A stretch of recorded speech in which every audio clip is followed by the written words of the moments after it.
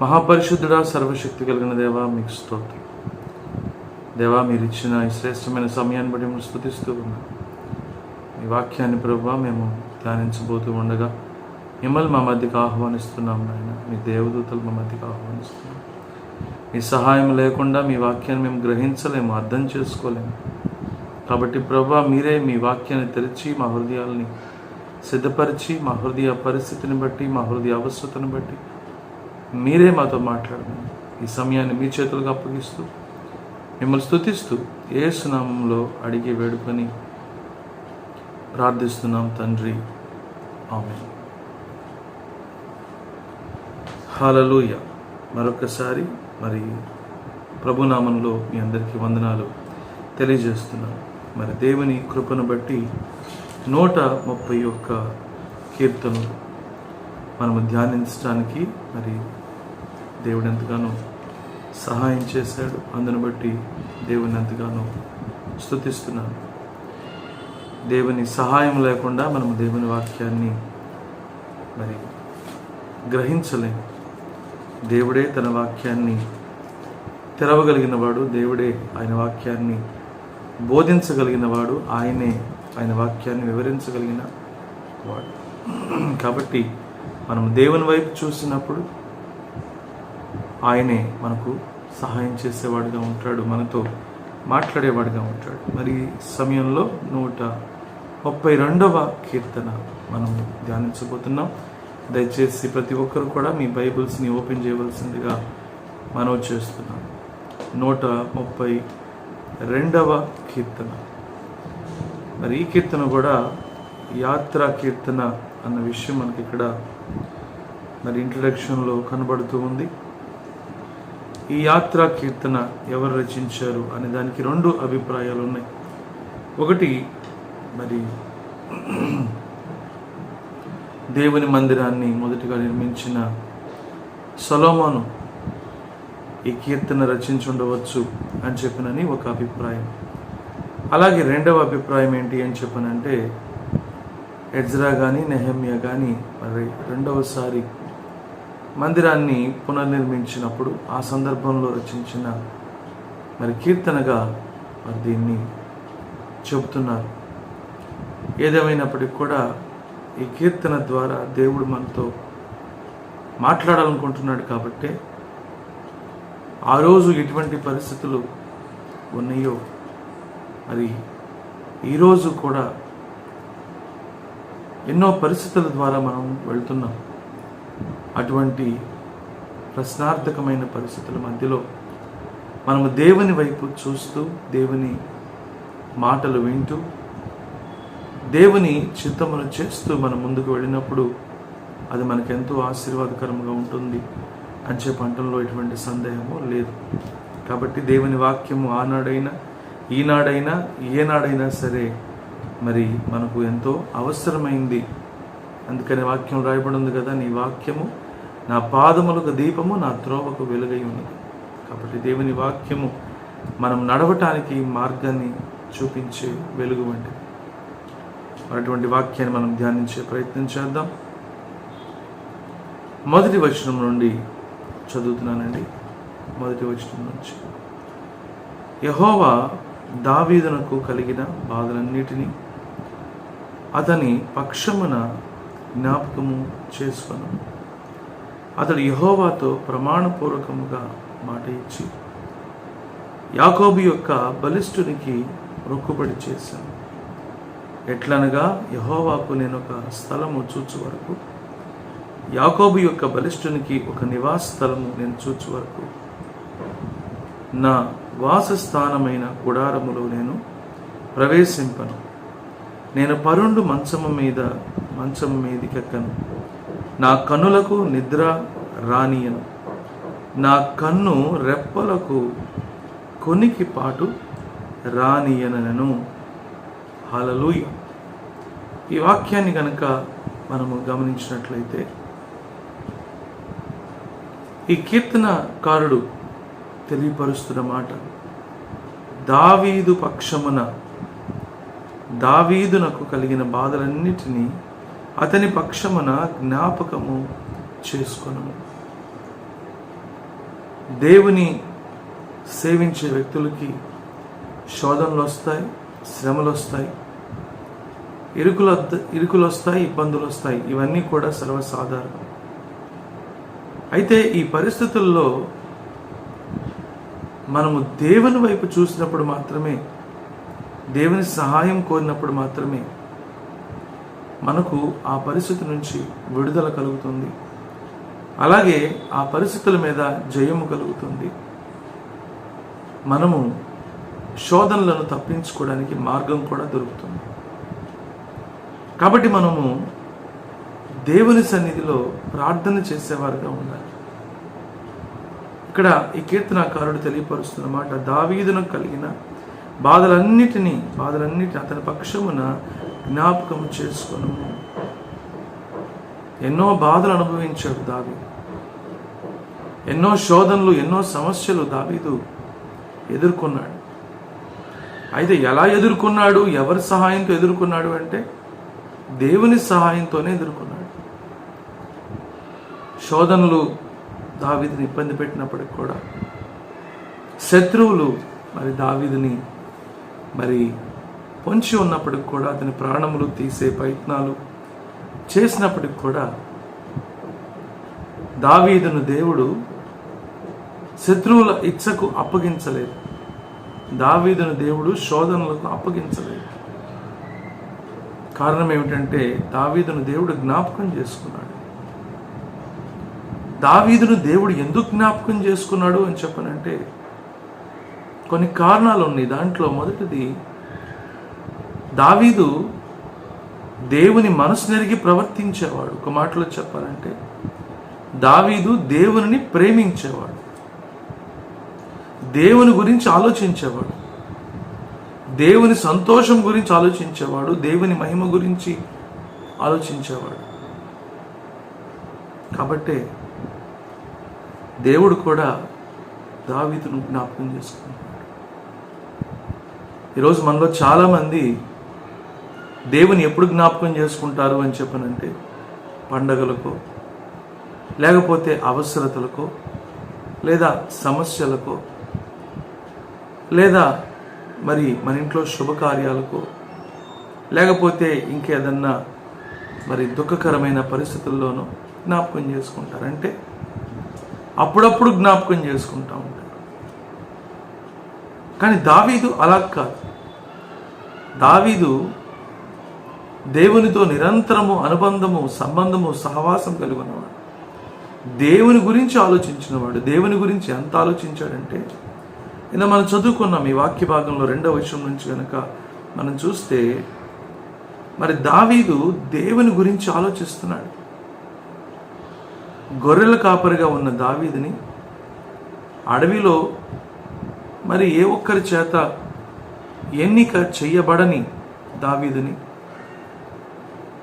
చివరికి తన తండ్రి చేత కూడా ఒక విధంగా తృణీకరించబడిన దావీదుని దేవుడు జ్ఞాపకం చేసుకున్నాడు. దావీదుని ఉన్నతమైన సింహాసనం మీద, అంటే ఇశ్రాయేలు ప్రజల మీద రాజుగా దేవుడు ఏర్పాటు చేసుకున్నాడు. అవునండి, దావీదు అడవుల్లో ఉన్నప్పటికీ, దావీదు మనుషులకి కనపడకుండా ఏకాంతంలో ఉన్నప్పటికీ, దావీదు పశువుల మధ్యలో ఉన్నప్పటికీ కూడా, దావీదు ఎటువంటి వాడు అంటే దేవుని జ్ఞాపకం చేసుకుంటూ, దేవుడు చేసిన మేళ్లను జ్ఞాపకం చేసుకుంటూ, దేవుని స్తుతిస్తూ, దేవుడు అప్పగించిన పనిని నమ్మకంగా చేస్తున్నవాడు. కాబట్టి అడవిలో ఉన్న వ్యక్తిని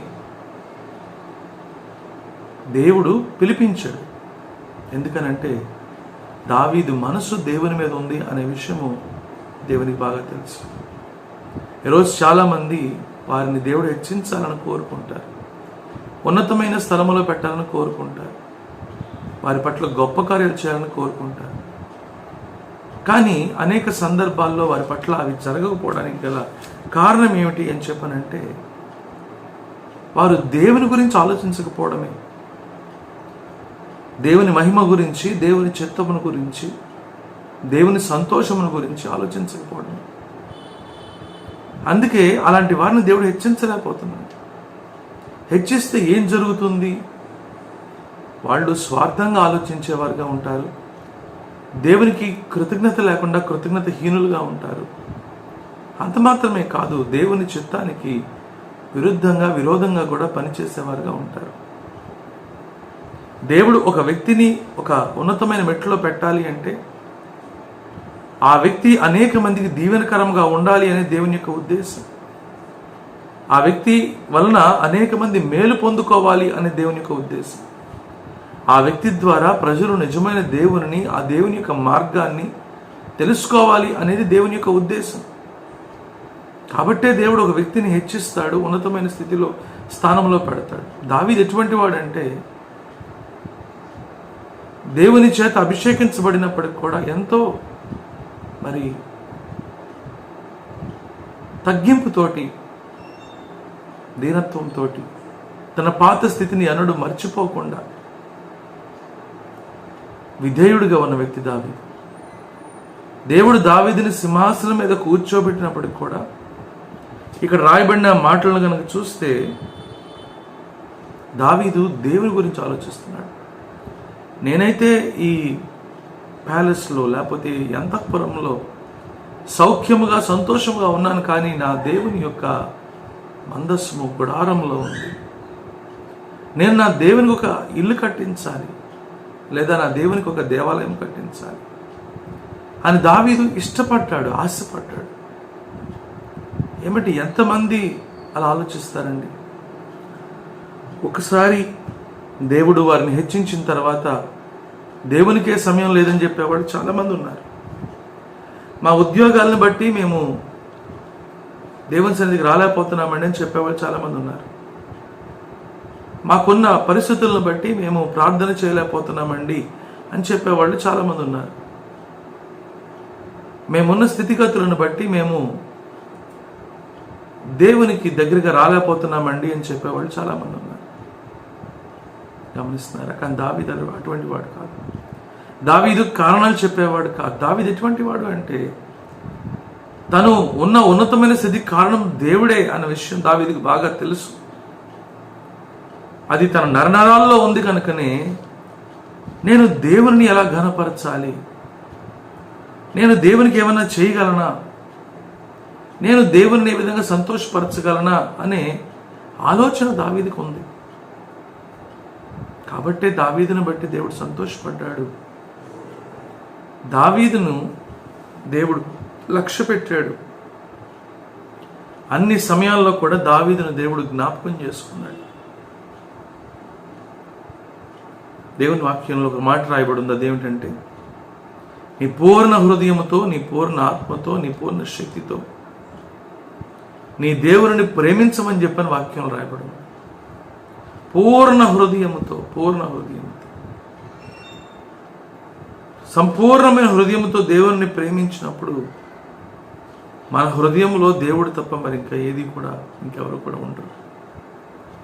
దేవుని కన్నా ఉన్నతమైన స్థానం ఎవరికి ఉండదు, లేదా దేవునితో సమానమైన స్థానము ఎవరికి మరి దేనికి ఉండదు.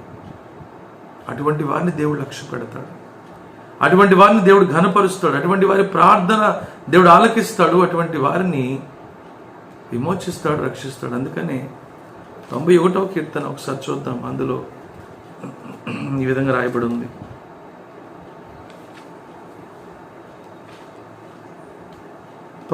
కీర్తన 14వ వచనం చదువుతున్నానండి. అతడు నన్ను ప్రేమించున్నాడు గనుక నేను అతనిని తప్పించదను, అతడు నా నామం నెరిగిన వాడు గనుక నేను అతనిని ఘనపరిచెదను. అతడు నాకు మొరపెట్టగా నేను అతనికి ఉత్తరం ఇచ్చేదను, శ్రమలో నేను అతనికి తోడై ఉండేదను, అతని విడిపించి అతని గొప్ప చేసేదను, దీర్ఘాయువు చేత అతనిని తృప్తిపరచెదను, నా రక్షణ అతనికి చూపించదను. ఎవరైతే దేవుని ప్రేమిస్తున్నారో వారిని గురించి చెప్పిన మాటలు ఇవి. దేవుని ప్రేమించే వారిని గురించి దేవుడు ఏం చేస్తాడంట? ఆయన అతనిని తప్పిస్తాడు. శ్రమలో నుండి, శోధనలో నుండి, వేదనలో నుండి, ఇబ్బందుల్లో నుండి దేవుడు అతను తప్పిస్తాడు. అంత మాత్రమే కాదు, ఘనపరుస్తానని చెప్పి అంటున్నాడు. ఎవరైతే దేవుని ప్రేమిస్తారో వారిని. ఇంకేమంటున్నాడు? ప్రార్థన చేస్తే ఉత్తరం ఇస్తానన్నాడు, అంటే జవాబు ఇస్తానంటున్నాడు. మరలా ఎవరిని? దేవుని ప్రేమించేవారు. శ్రమలో అతనికి తోడై ఉండేదను. ఎవరికి? ఎవరైతే దేవుని ప్రేమిస్తారో వారికి. అతని విడిపించి అతని గొప్ప చేసేదను, దీర్ఘాయువు చేత అతని తృప్తిపరిచేదను. ఎవరిని? దేవుని ప్రేమించేవారు. కాబట్టి ప్రియ సహోదరుడా, ప్రియ సహోదరి, నువ్వు దేవుని ప్రేమిస్తే దేవుడు నీ పట్ల ఎన్ని గొప్ప కార్యాలు చేయడానికి ఇష్టపడుతున్నాడో ఒకసారి ఆలోచించు. ఈరోజు దేవుని కాదు, మనం దేన్నో ప్రేమిస్తున్నాం. కాబట్టి దేవుడు మనకి తోడుగా ఉండలేకపోతున్నాడు. దేవుడు మనల్ని తప్పించలేకపోతున్నాడు, రక్షించలేకపోతున్నాడు, సహాయం చేయలేకపోతున్నాడు, ఆదుకోలేకపోతున్నాడు. గమనిస్తున్నారా? ఈరోజు మన మనసు దేవుని మీద కాకుండా రకరకాల వాటి వైపు ఉంది. కొంతమంది మనసు వాహనాల మీద, మరి కొంతమంది మనసు వస్తువుల మీద, మరి కొంతమంది మనసు ఆస్తుల మీద, ఇంకొంతమంది మనసు మరి ఇళ్ల మీద, ఇలాగ రకరకాలుగా లోక సంబంధమైన వాటి మీద మనసు ఉన్నప్పుడు దేవుని మీద మనం మనసు పెట్టలేము. దేవుని మీద మనం మనసు పెట్టినప్పుడు దేవుని మాట మనం వినలేము. దేవుని మాట వినలేనప్పుడు దేవుని దగ్గర నుంచి జవాబు పొందుకోలేము. దేవుని దగ్గర నుంచి గొప్ప కార్యాలని చూడలేము. దేవుని దగ్గర నుంచి మేలైనది, శ్రేష్టమైనది ఏది కూడా ఆశించలేము. గమనిస్తున్నారా? దావీదు ఏం చేస్తున్నాడు అని చెప్పనంటే దేవుని ఆలయమును గురించి ఎంతగానో అంగలారుస్తున్నాడు. అయితే దేవుడు దావీదుకి మందిరాన్ని కట్టించే లేదా దేవాలయమును కట్టించే పర్మిషన్ ఇవ్వలేదు, కానీ దావీదు కుమారుడైన సొలొమోనుకి ఆ కృపనిచ్చాడు.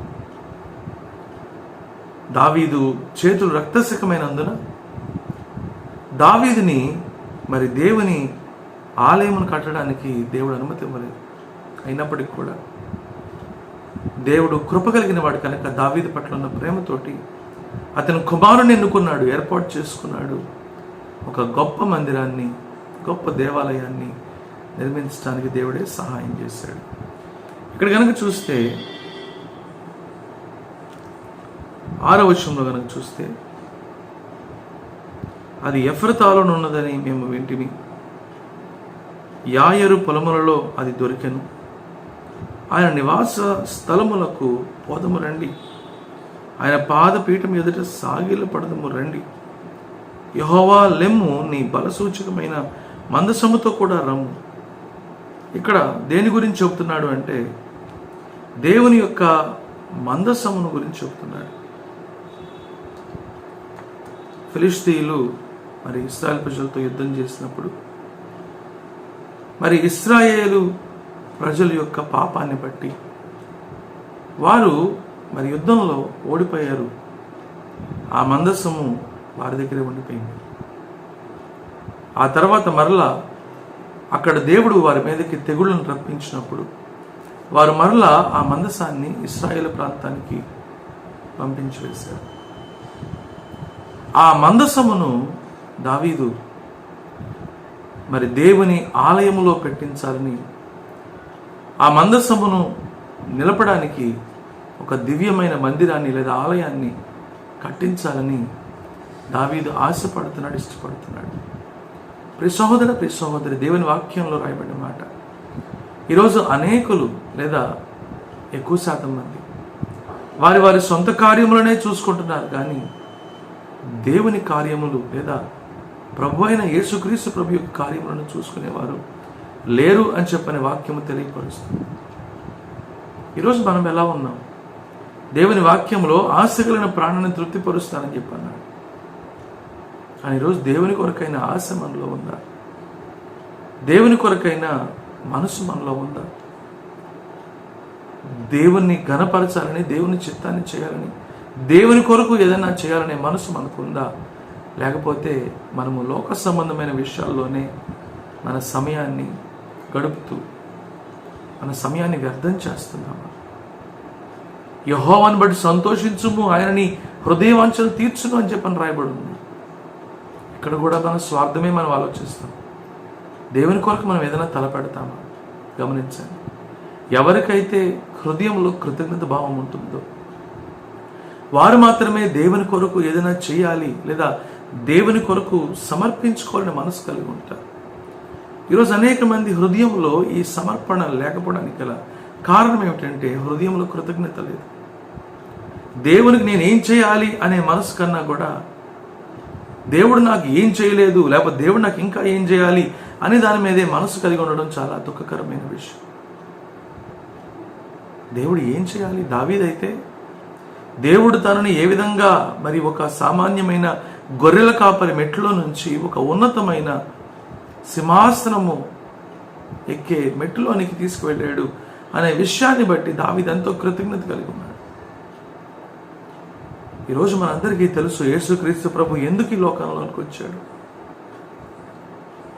ఉన్నతమైన స్థలమును విడిచిపెట్టి ఆయన దాసుని స్వరూపం ఎత్తి శరీరధారిగా ఈ లోకంలో జన్మించి శిలువ మీద ఆయన బలిపశువుగా సర్వమానవాళి యొక్క పాపముల నిమిత్తము మరణించాడు. పాపాన్ని ప్రక్షాళన చేయడానికి ఆయన రక్తాన్ని చిందించాడు. విమోచన క్రైదనముగా తనను తానే అప్పగించుకున్నాడు, అర్పించుకున్నాడు. ఎందరైతే ఆయన యందు విశ్వాసం ఉంచుతున్నారో వారందరికీ కూడా ఆయన కుమారులుగా కుమార్తెలుగా పిలువబడే అధికారాన్ని ఆయన ఇస్తున్నాడు. ఇది ఎంత గొప్ప ధన్యత, ఆధిక్యం. ఈ విషయం నిజంగా మనకు అర్థమైతే మనం ఎంత కృతజ్ఞత కలిగి ఉంటామండి. దేవునితో ఎంత సన్నిహితమైన సంబంధము, సహవాసం కలిగి ఉంటాం.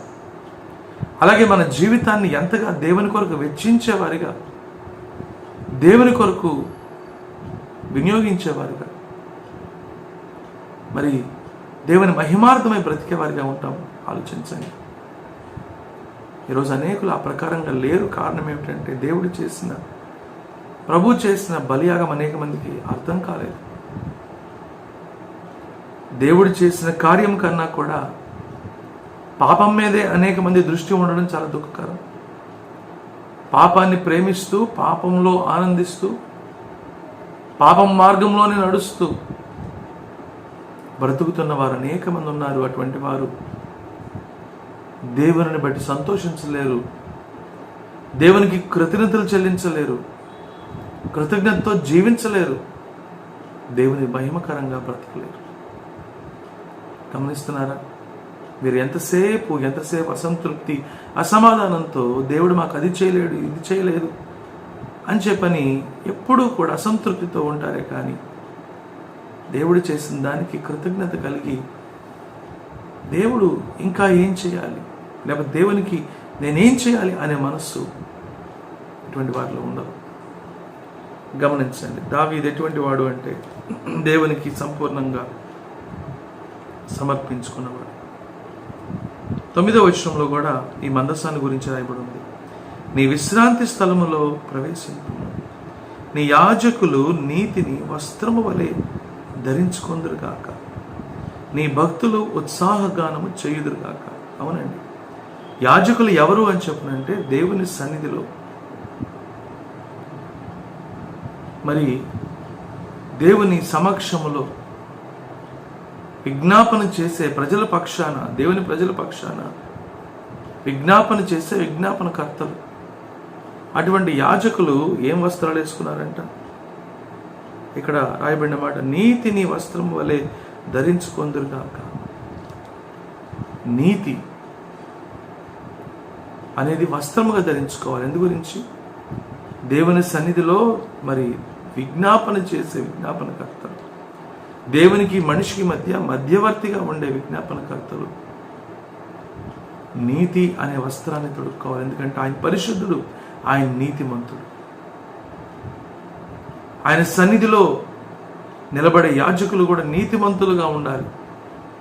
ఈరోజు కూడా మనం ప్రార్థన చేయాలి అంటే నీతిమంతులుగా ఉండాలి. అందుకని 34వ కీర్తన రాయబడిన మాట, నీతిమంతుల ప్రార్థన ఆయన ఆలకించేవాడుగా ఉన్నాడు. చూడండి ఒకసారి 34వ కీర్తనలో కనుక మనం చూస్తే ఇక్కడ రాయబడిన మాట, 34వ కీర్తన 17వ వచనము, నీతిమంతులు మొరపెట్టగా యెహోవా ఆలకించును, వారి శ్రమలన్నిటిలో నుండి వారిని విడిపించును. గమనిస్తున్నారా? నీతిమంతుని కలుగు ఆపదలు అనేకములు వాటన్నిటిలో నుండి యెహోవాని విడిపించును. అలాగే 15వ వచనంలో కనుక చూస్తే యెహోవా దృష్టి నీతిమంతుల మీద ఉన్నది, ఆయన చెవులు వారి మొరలకు ఒగ్గి ఉన్నవి. కాబట్టి నీతిమంతుల ప్రార్థన ఆయన ఇష్టపడేవాడు. కాబట్టి నీతిమంతుల ప్రార్థనని ఆయన ఆలకించేవాడు. కాబట్టి యాజకుడు ఎలా ఉండాలంట? నీతి అనే దాన్ని వస్త్రముగా కప్పుకోవాలి. దేవుడు చూసినప్పుడు యాజకులు ఎలా కనపడాలి? నీతి వస్త్రం ధరించుకునేవారుగా కనపడాలి. ఈరోజు ఎంతమంది అయితే ప్రభునందు విశ్వాసం ఉంచుతున్నారో వారందరిని గురించి రాయబడిన మాట పేతురు రాసిన మొదటి పత్రిక 2వ అధ్యాయంలో రాయబడిన మాట, మీరు రాజులైన యాజకులు, పరిశుద్ధమైన జనాంగము, దేవుని సొత్తైన ప్రజలము. ఈరోజు ఎంతమంది అయితే ప్రభువు నందు విశ్వాసం ఉంచుతున్నారో వారందరిని గురించి రాయబడిన మాట, మీరు రాజులైన యాజకులు, you are the holy priesthood. గమనిస్తున్నారా? రాజులైన యాజకులం. కాబట్టి మనం నీతిని వస్త్రం వలె ధరించుకొని ఆయన సముఖంలో ప్రార్థన చేసేవారుగా, విజ్ఞాపన చేసేవారుగా మనం ఉండాలి. అలాగే ఇక్కడ రాయబడిన మరొక మాట, నీ భక్తులు ఉత్సాహగానము చేదురు కాక. ఎవరండి? దేవుని స్తుతించేవారు ఎవరు? ఉత్సాహగానము చేసేవాళ్ళు ఎవరు? ఆయన భక్తులు అంటే ఆయన్ని ప్రేమించేవారు, ఆయనను సేవించేవారు. ఆయన్ని సేవించేవారు కూడా ఎలా సేవించాలో వాక్యంలో రాయబడి ఉంది. ఎలా సేవించాలండి? ఎలా పడితే అలా సేవిస్తే ఆయన ఇష్టపడే దేవుడు కాదు. రోమీయులకు రాసిన పత్రిక 12వ అధ్యాయంలో కనుక మనం చూసినట్లయితే అక్కడ రాయబడిన మాట, పరిశుద్ధమును దేవునికి అనుకూలమైన సజీవ యాగంగా మీ శరీరములను ఆయనకు సమర్పించుకున్నది, ఇట్టి సేవ యుక్తమైనది. కాబట్టి ఉత్సాహం చేసేవారు కూడా, దేవుని స్తుతించేవారు కూడా, ఆరాధించేవారు కూడా ఏ విధంగా ఉండాలి? మరి దేవుని పరిశుద్ధతను అనుసరించేవారుగా, దేవుని చిత్తమును అనుసరించేవారుగా, దేవుని దృష్టికి అనుకూలమైన జీవితాన్ని జీవించేవారుగా, విధేయులుగా ఉండేవారుగా ఉంటారు. ఈ సహోదరి రోజు ఆ విధంగా మనం జీవిస్తున్నామా? దేవునికి పరిశుద్ధమును ఆయనకు అనుకూలమైన సజీవ యాగంగా మన శరీరములను ఆయనకు సమర్పిస్తున్నాం అన్నది ప్రశ్న. పాటలైతే పాడుతున్నాం కానీ, పరిచయం అయితే చేస్తున్నాం కానీ, ఇటువంటి సమర్పణ మనలో ఉందా? మనలో మనం పరీక్షించుకోవాలి. నీ సేవకుడైన దావీదు నిమిత్తము నీ అభిషక్తునికి విముఖుడవై ఉండకము, నీ గర్భఫలమును నీ రాజ్యము మీద నేను నియమింతును, నీ కుమారులు నా నిబంధనను గైకొనిన ఎడల నేను వారికి బోధించిన శాసనమును వారు అనుసరించిన ఎడల. ఈ మాటలు కనుక చూస్తే, ఈ నీ గర్భఫలమును అనే దగ్గర నుంచి కనుక చూస్తే, ఇవి దేవుని జవాబులాగా లేకపోతే దేవుని దగ్గర నుంచి వచ్చే స్పందనలాగా మనకు కనపడుతుంది. ఇప్పుడు దాకా ప్రార్థన జరిగింది, దానికి జవాబు కూడా దేవుడు ఇస్తున్నాడు. ఏమిటా జవాబు? నీ గర్భఫలమును నీ రాజ్యం మీద నేను నియమింతును. అవునండి, దావీదు నిమిత్తమే దేవుడు దావీదు వంశమును ఎన్నుకున్నాడు, ఏర్పాటు చేసుకున్నాడు. ఆ వంశంలోని వ్యక్తుల్ని దేవుని ప్రజల మీద రాజులుగా నియమించాడు. ఎవరి నిమిత్తము?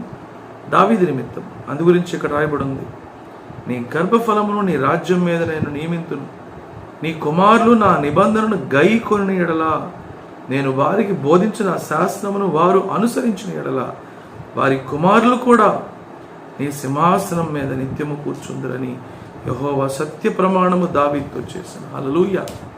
ఎంత గొప్ప దేవుడు అండి దేవుడు.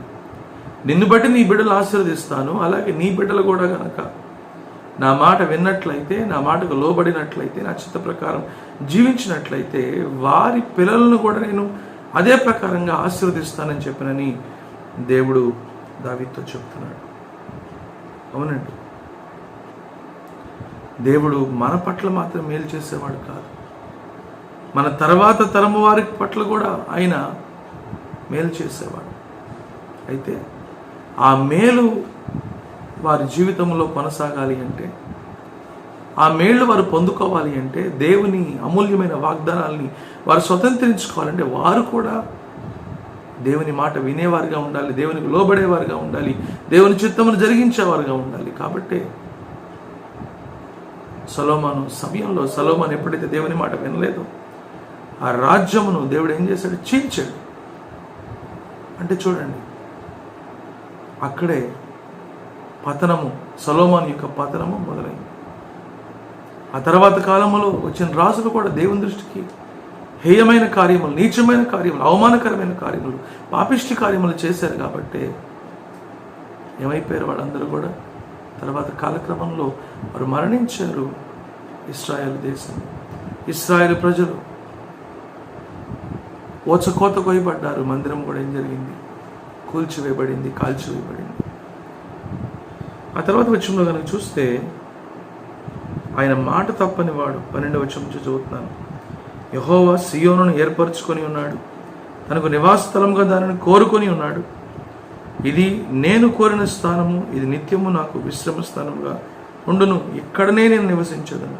దాని ఆహారమును నేను నిండారులుగా దీవించదు. దానిలోని బీదలను ఆహారంతో తృప్తిపరచదు. దాని యాజకులకు రక్షణను వస్త్రముగా ధరింపజేసదు. దానిలోని భక్తులు బిగ్గరగా గానము చేసదు. అక్కడ దావీదునకు కొబుమొలవు చేసేదను. నా అభిషక్తుని కొరకు నేనచ్చట ఒక దీపము సిద్ధపరిచి ఉన్నాను.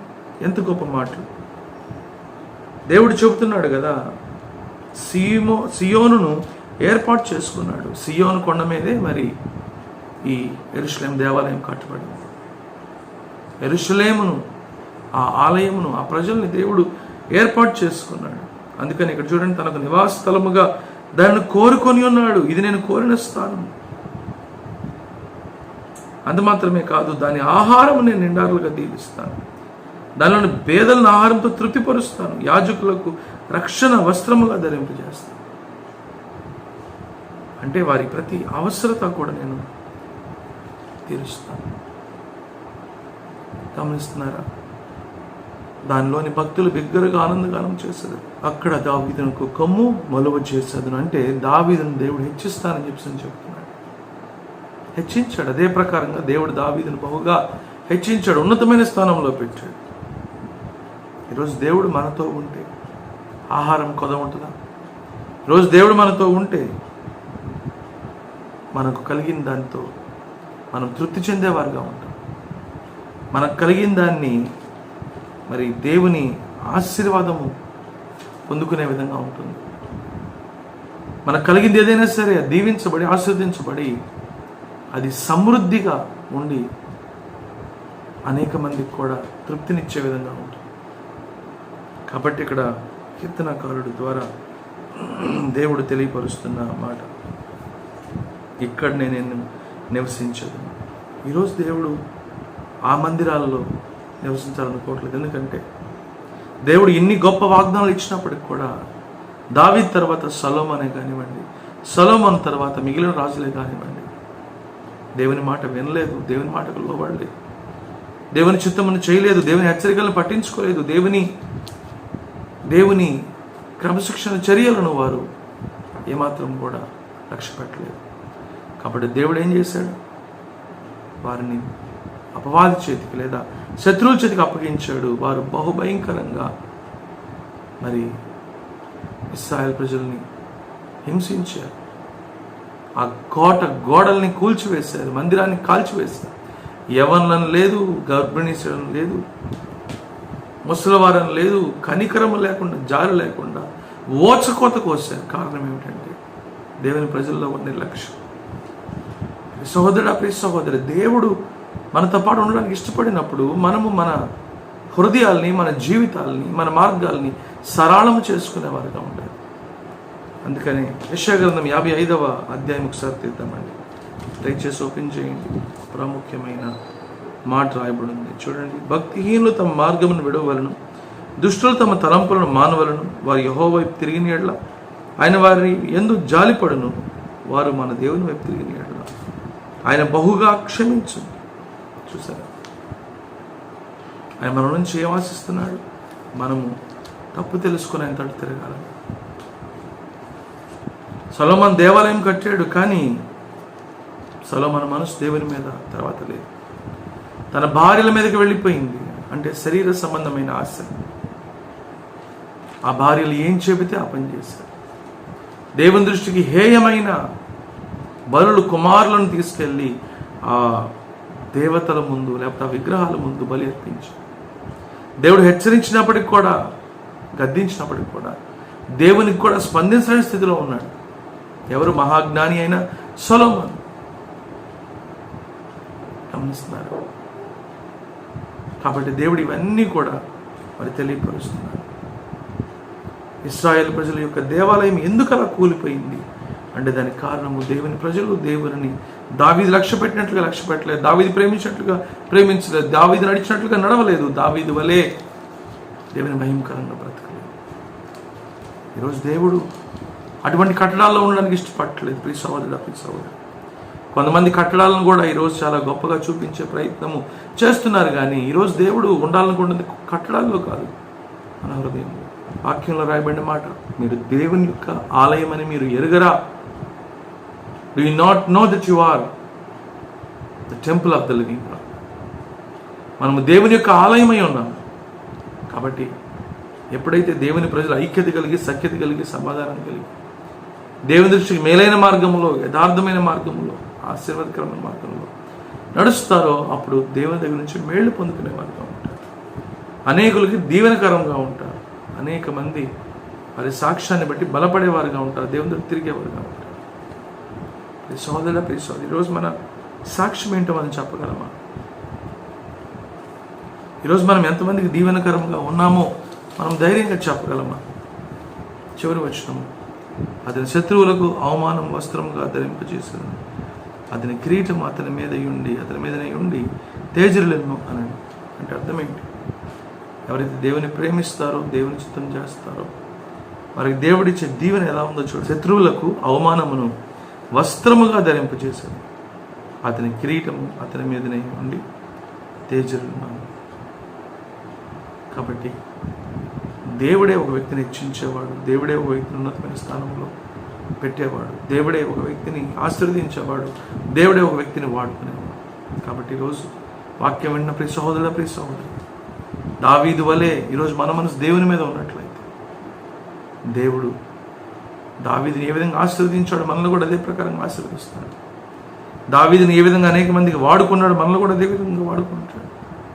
దావీదు సమస్యల్ని, శోధనలని, బాధలని, వేదనల్ని ఎలాగైతే తీర్చాడు అదే ప్రకారంగా మన పక్షాన్ని కూడా ఆయన నిలబడి ప్రతి విధమైన శోధనని, సమస్యని, ఇబ్బంది ఆయన తీర్చేవాడుగా ఉన్నాడు.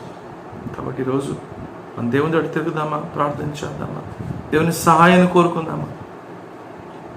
మహాపరిశుద్ధుడా, మమ్మల్ని మిక్కులుగా ప్రేమించిన మా ప్రియ పరలోకపు తండ్రి, ఎత్తబడిన వాక్యం అందరి హృదయాల్లో ఫలించినట్లు సహాయం చేయమని యేసు నామమున అడుగుచున్నాము తండ్రి. ఆమేన్. మన తండ్రి అయిన దేవుని యొక్క ప్రేమ, కుమారుడైన యేసుక్రీస్తు యొక్క కృప, పరిశుద్ధాత్మని యొక్క అన్యోన్య సహవాసం ఇప్పుడు ఎల్లప్పుడూ సదాకాలం మనల్ని సంరక్షించగా. ఆమేన్. అందరికీ మరొకసారి వందనాలండి. దేవుడు మిమ్మల్ని దీవించిన దాకా. God bless you. మళ్ళీ రేపు రాత్రి 8 గంటలకు కలుసుకుందాం. God bless you.